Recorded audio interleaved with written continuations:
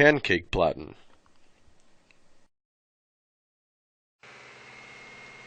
The pancake platen should be lifted and moved slowly using properly secured slings.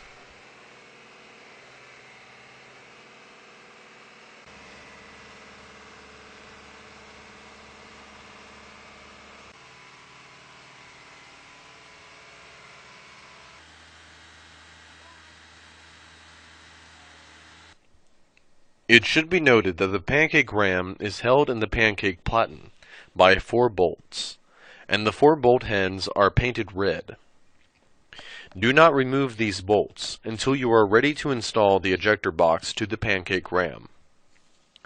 The skates for the pancake platen will ship strapped to the base rails in their correct orientation.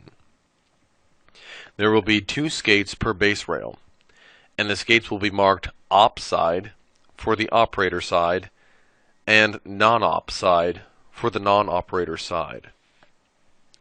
Make certain that you do not mix up each respective skate. When installing, make sure the grease fittings are facing out. The skates will be shipped bolted together. They have to be unbolted in order to install on the pancake platen.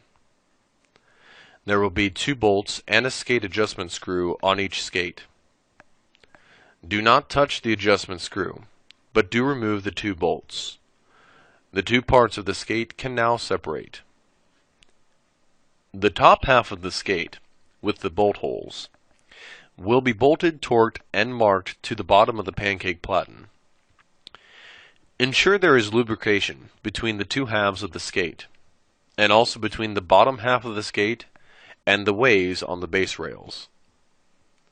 The bottom half of the skate will now be reconnected to the top half with the 2 bolts that were removed at the beginning of this procedure.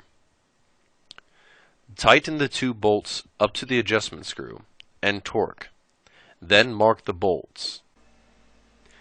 Set the pancake platen skates centered on the ways mounted on the base rails far enough away from the moving platen so the ejector box can be installed.